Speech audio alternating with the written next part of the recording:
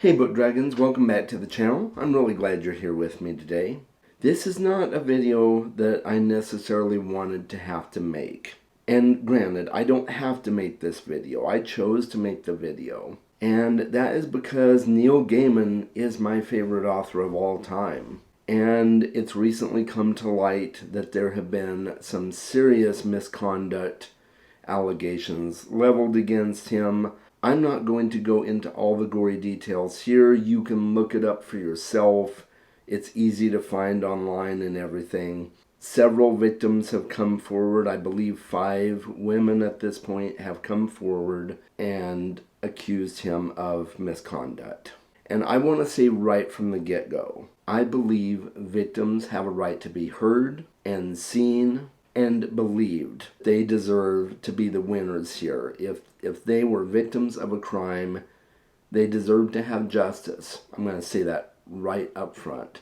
Nothing has been firmly decided either way, whether these allegations are true or false. I don't know if it's going to go to court. I don't know what's going to happen. That's not for me to say, but the allegations are out there. It came out on a podcast, a pretty obscure podcast, honestly, and I was just absolutely crushed. When I was first made aware that this had come out, it was about a month ago, and there were only, I think, 2 victims at the time that had come out, and like I said, since then there have been 3 more. And this is not something you want to hear about your favorite author. In fact, one of your favorite people of all time, this is not something you want to hear. And since then, it kind of came to a head for me when I received a special edition copy of Ocean at the End of the Lane, my favorite book of all time, in the mail. I had pre-ordered it, and the company that was doing those special editions has now canceled the Neil Gaiman series. And another company has also canceled their special edition of one of his other books. I'm not going to name the companies. I don't think that's appropriate. It's just part of this conversation that led me to realizing that something was happening here. And not only do I need to take note of it, I probably need to have the conversation because people know me on YouTube as the big Neil Gaiman fan. If anybody talks about Neil Gaiman, they're like, oh, Chaz loves Neil Gaiman. Ocean at the End of the Lane is his favorite book of all time. Chaz can tell you everything to love about Neil Gaiman. And that has been true. And while I don't want to believe that these allegations are true and these things actually happened, is there a good likelihood that he might be guilty? Yes. Could he be innocent? Yes, and the law says innocent until proven guilty, right? So I do hope that they all have their day in courts to hash this out. And if he did do these things, I hope he makes recompense for them. You know, one of your favorite people is just not who you want to hear these things about. But I guess there's a distinct possibility that these things actually happen because I do believe in listening to and hearing the victims. And if people have been victimized by another human being, shame on that human being for doing those things. And in this case, it just happens to be a celebrity author, a very well-known author. And there's lots of irons in this fire. I'm not going to unpack everything here. That's not my job. That's not my place. That is for the legal system to decide ultimately whether these things happened, how they happened, was it consensual, was it not? Not for me to say. But victims deserve to be heard and believed and to have their say and to show their proofs of the things that happened or didn't happen. You know, it's kind of up in the air at this point. But there is some pretty damning stuff out there. So I would highly recommend that you go and look it up for yourself. There's a lot of hate speech out there against Neil Gaiman right now. And if he did these things, yeah, dude, why? That's awful. And you have probably heard me talk several times about what a wonderful author and creative mind Neil Gaiman is, but also I've talked about the fact that he is a wonderful human being as well, and he supports a lot of causes for people who are outcast by society and looked down upon by society, LGBTQ rights and trans rights and things like that are extremely important to support. He's been a very vocal voice for those causes. And so to see a different side of one of my favorite people is extremely hard for me.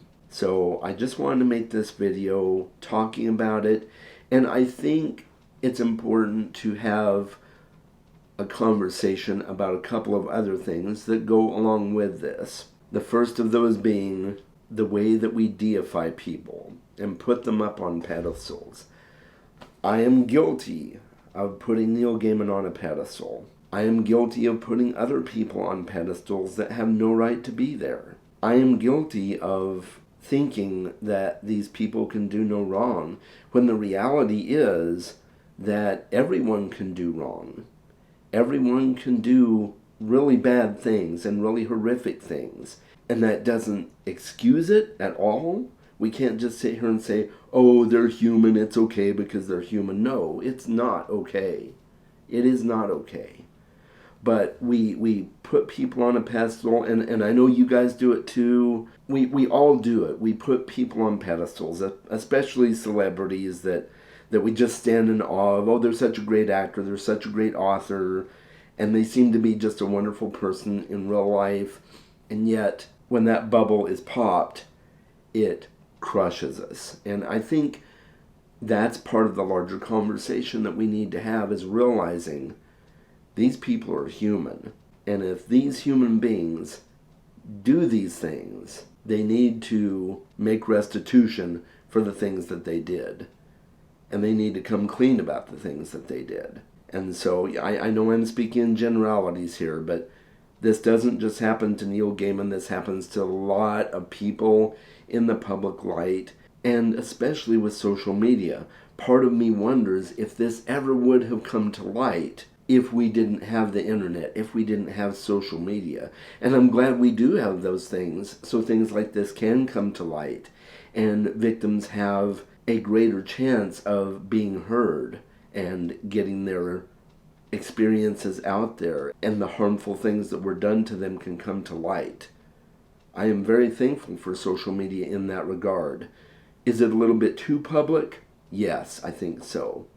But I still think it's important.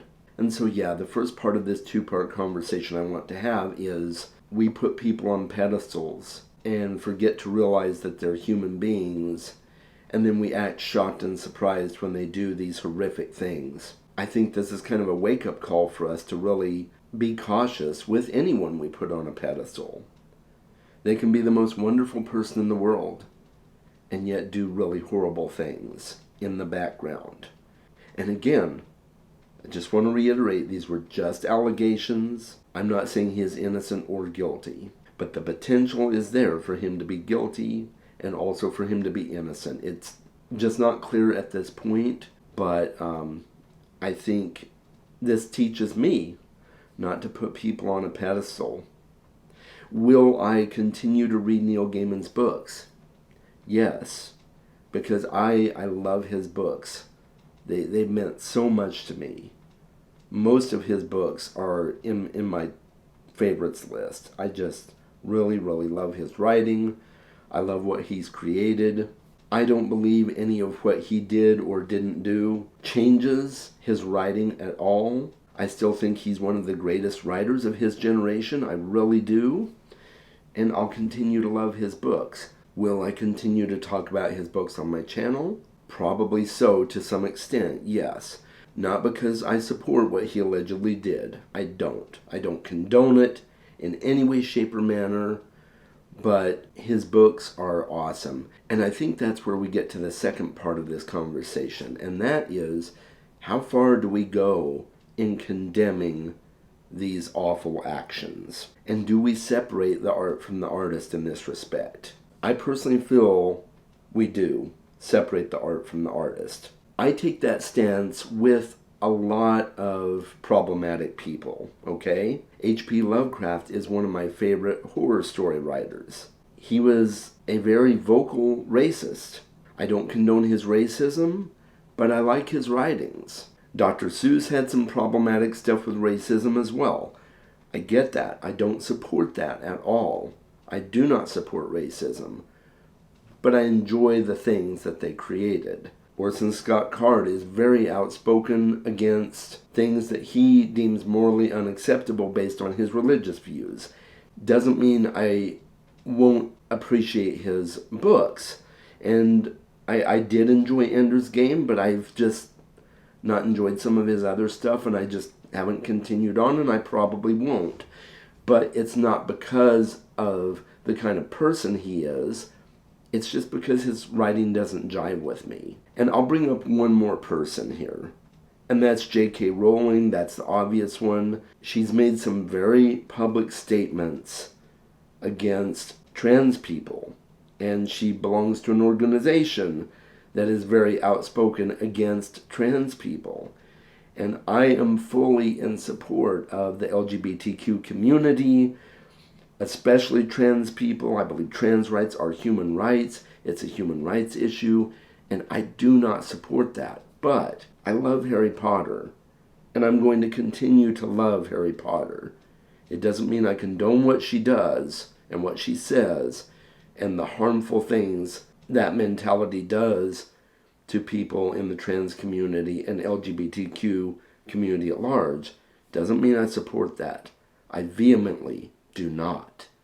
But I love Harry Potter, and I will probably reread Harry Potter at some point and love it just as much as I did before. Now, I will say that maybe these people are an unfair comparison to Neil Gaiman, because the things he is being allegedly accused of are really, really horrifying. Probably from a certain perspective worse than the other people that I just talked about and the views that they hold. But all of those people that I mentioned before have views or actions that harm other human beings. So in a sense, it's all harm that's been done, and it deserves to be called out, and victims deserve to be heard.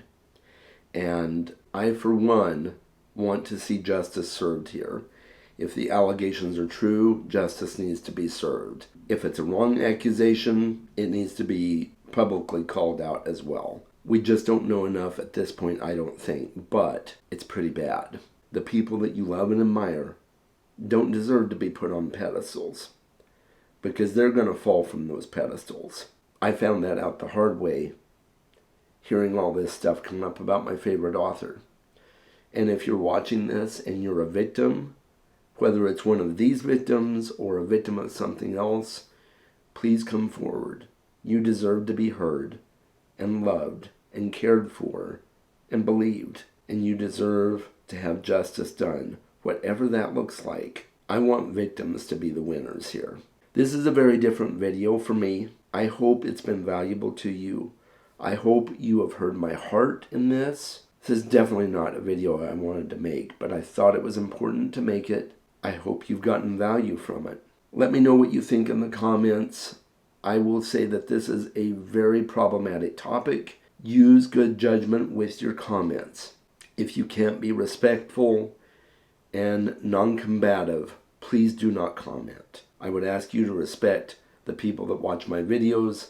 Please respect me. Have a respectful dialogue about the topic, or don't comment at all, please. And I'm not going to do my typical sign off because I kind of feel like it would do a disservice to the topic I just talked about. So I'm just going to say until next time, this is Chaz signing off.